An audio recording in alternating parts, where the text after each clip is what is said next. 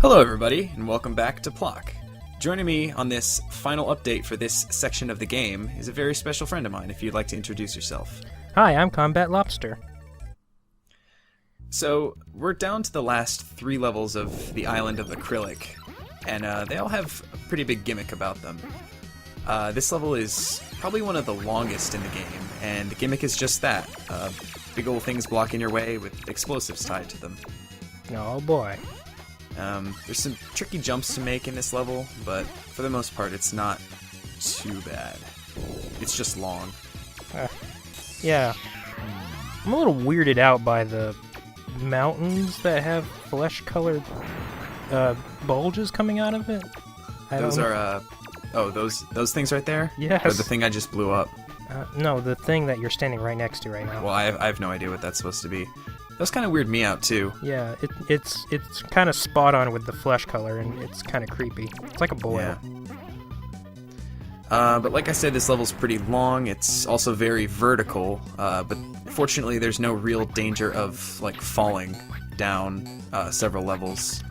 But there's a lot of those weird flesh volcano enemy things that you have to ride up most of the time, and since there's all these targets in the level, you often have to backtrack to get your limbs back, which is annoying.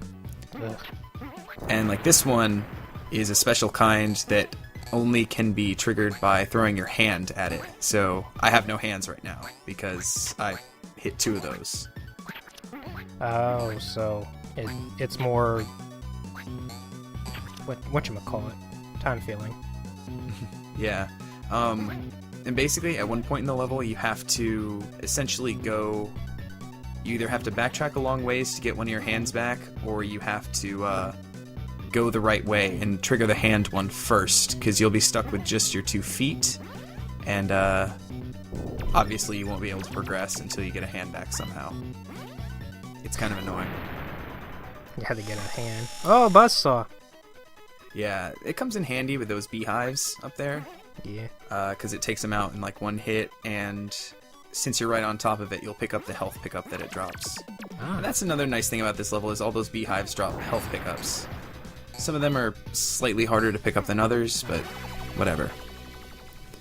So anyway, making its grand return is the flamethrower power-up which was seen in the last video. Ah, yeah. It's really cool, but unfortunately it goes away really quickly, and there's no good use for it.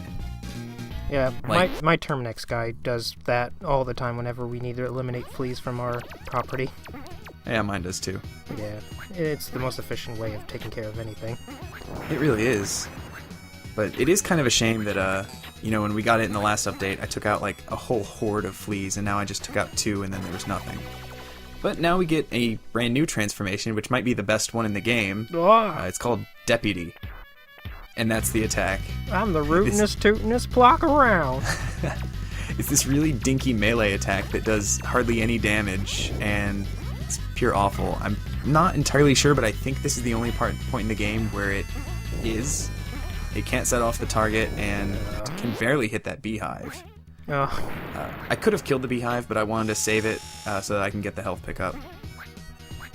That one is obviously just a joke transformation. But the first time I saw it, I thought it was really cute and funny. Yeah. Well, it'd probably been better if there were some fleas around, so that way you can just say, "You flea-bitten varmints! I'm gonna get you!" That'd be awesome. But yeah, that's pretty much all the gimmicks for this level.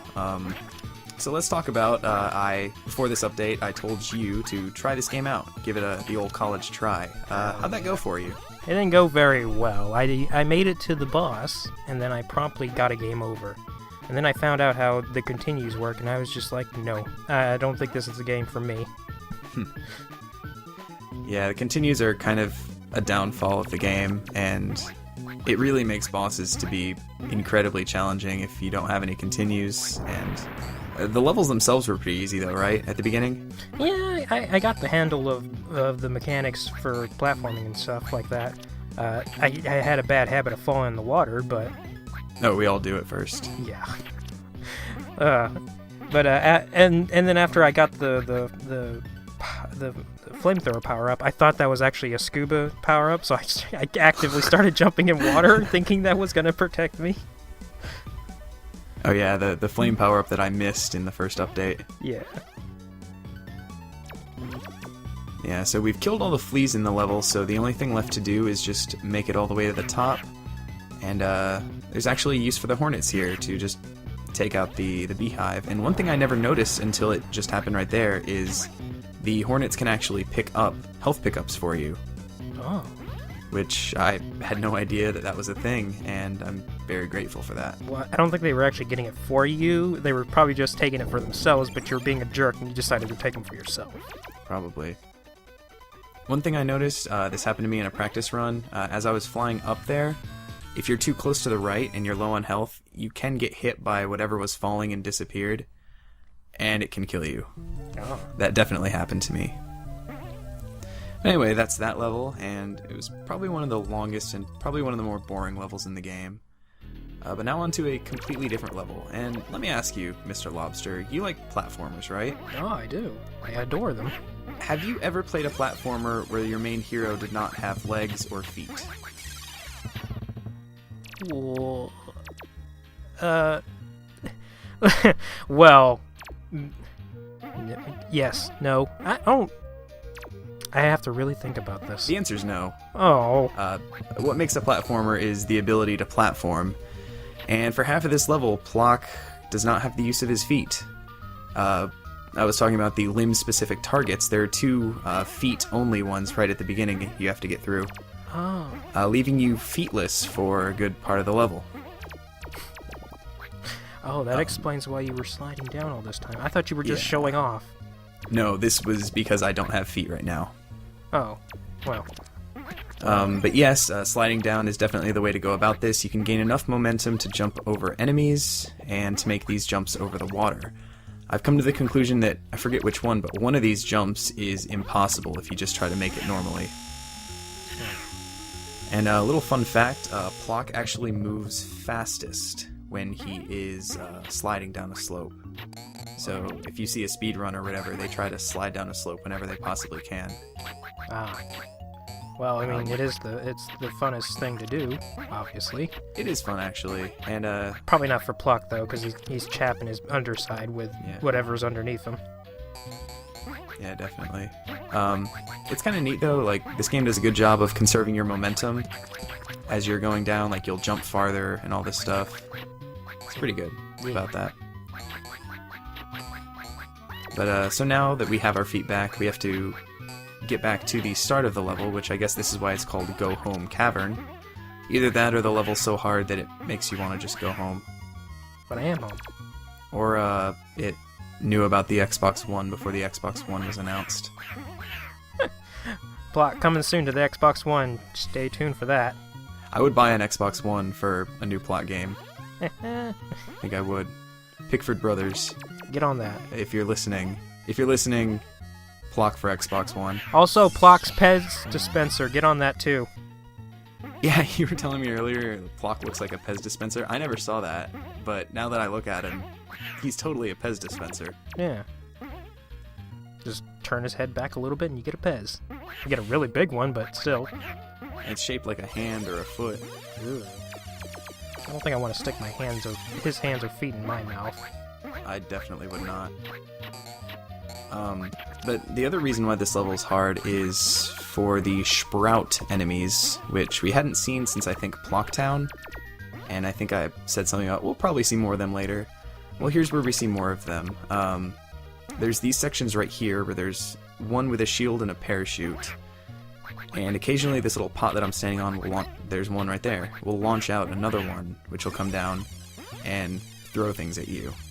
It's not too bad the first two, but the last one you have to get through, it is relentless with launching out the new enemies, and it's one of those things where you can get all the way to the very end of the level and just die repeatedly. Then you have to do the whole feetless part again, and then get all the way back up, and it's really a pain. Yeah. There's no checkpoints in this game, is there? Nope. Oh. You wouldn't have to start at the beginning, do all of it. At least it saves the how many fleas you've killed. And here's the one I'm talking about. I got really lucky that the hornets actually did work. And I must have hit that guy right at the end of his vulnerable state, because I have no idea how he didn't turn into his regular form again. But I got through it, and really quickly, I'm really surprised I didn't end up dying. And I got really scared here because I'm right at the end and I have no health. But, you know, everything's fine. Yep. Oh, but that level was... It took me a lot of practice runs on that level. It was a real pain. And now this next level is nowhere near as hard. Once we get into it. Give it a second. Oh, Mark, for them freaking eggs. Egg log, whatever's. But anyway, we get what Simply Simon was talking about in the last update that we haven't seen in a while, a vehicle bonus stage. Oh, yeah. This one on the motorcycle is a little difficult. You have to time your projectile throws. I think he's throwing grenades from his motorcycle, which is really cool, actually. But you have to break through these things pretty quickly and get all the way to the end. Well, now hang on. Wouldn't a grenade launcher be an inefficient weapon for a motorcycle, especially one that shoots from the front? Oh, most definitely. It would be awful. Yeah. And of course my time ran out and I lost. No. It's actually a pretty hard stage. Are you ever gonna win one of these? No, there's no more in the game. Oh, That was the last one. damn. Also, that guy looks really weird. He's just having an off day. He hasn't had his coffee. That same kind of enemy has been in other levels, but he didn't look like that. I don't like that face. Are you saying that there's something wrong with the game, maybe? No, well, there's nothing wrong with the game. It's just, he looks really unsettling. I don't like him at all. Anyway, that's the gimmick of this level. Start of one of those stories you see on the internet. Yeah, my Plok game is haunted. Plok.exe. I told you shouldn't have went to a flea market and tried to buy a copy of Plok. I really wanted the game after LPing it. But anyway, the gimmick of this level is these waves that come down. You're 100% safe of them if you're riding one of those swingy things. Other than that, the danger of this level comes from the fleas being near the water, which Simon was asking about in the update I did with him. And I said that fleas are real jerks when it comes to water because they don't take damage and it kind of prompts them to jump around repeatedly. We'll see some of that later on in the level. They have those insect-like legs that lets them stay on the water for a little bit and they can jump off immediately. It's almost like they're walking on water, except they don't walk, they hop. Close enough. See, there he is doing it. What an asshole. So, like I said, when they hit the water, they just jump around so much. And you have to dodge the waves, and you have to dodge them. And they can get totally off screen, and how am I supposed to dodge that? If I jumped over the wave, the flea would have hit me anyway. There was a no-win scenario there. Yeah, they set you up. And as they're jumping around in the water, they can get off screen, and they will never come back on screen until you scroll towards them. So if they start running away from you, like that guy was trying to do, you can have to make a horrible jump to get them to come back, or even chase them down like further back. It's a real pain. I don't like this level at all. Yeah, I just by looking at it, I don't like it either. It's not even that it's really incredibly difficult, it's just janky. It's fucking water. I mean, there's water everywhere. And I don't like that either. Water, me and Plok, we kind of connect that way. We don't like water. Well, at least I get to pick up this flag back here to fill my health up. But let's see how much good that does us. Because this guy is going to be a real jerk. Like I said, he's jumping away and I have to go chase him down. So there's one time in the water. And, oh, I managed to jump the wave there. Now he's trying to come back, but then he just jumps back again. He's trying to lure you out to wave. sea. He's got There's 2 times in the water. He's got a brain up there in his ticker. What's he doing? And then I get hit by another wave, and finally I kill him. And at this point I'm like, please don't let me die twice on this level. But I made it. And victory I just dance. gotta wait for the flag to get here. Yeah, get down Yeah, with I your mean, bad self. What else are you gonna do? You have to wait for that super slow flag. They're expecting you to kill the flea, like, right where I'm standing already. Instead, he was just trying to run away like a jerk. He really wanted to take you out with him. Catch me if you can, loser. Yeah. Anyway, it's boss time. And I know I said that the spider was the easiest boss we've seen so far, but that's only because we haven't seen this guy yet. This is probably the easiest boss in the game. You might notice he's not taking damage from this, but it's one of those kind of scripted fights. It's very long. You basically just have to dodge all these hands. If you don't shoot them as they're coming up off the ground, they will shoot some rocks at you. And eventually this guy will pop up and start shooting rocks from his head, and he'll stay up there until you shoot him. And that's basically the entire fight. So, there are bodies attached to those heads. So, Yeah, apparently, with many, many hands. probably like 4 hands, maybe. He's got a Goro-like anatomy going on here. Okay, yeah. But anyway, like I mentioned before, Plok's hitbox is a little weird. You can safely stand in between 2 hands if they're coming up at the same time, right next to you. And you shouldn't get hit. And also, it seems like you can hit them pretty early as they're coming up out of the ground. So it's not incredibly too difficult. You still have to be a little careful, but nowhere near as much as some of the other bosses. And it's definitely a cakewalk compared to, like, Bobbin's Brothers rematch, where there's 3 of them. Yeah! That's just a stupid boss. I would take this boss over that one any day. Why wasn't this guy the first boss? Well, because he's too cool to be the first boss. Look at him. Well, I mean, the smaller enemy variety that he's kind of based off of yeah, was really common in the first world. That would have made more sense, I guess. Like, give me Bobbin's Brothers now. Be like, look, we're ending this area in style. Look at this hard boss. Instead, we get Rocky Fella. Well, B comes for R, so, you know, alphabetical boss order is a priority here in Plok. But the final boss is a flea, which starts with F.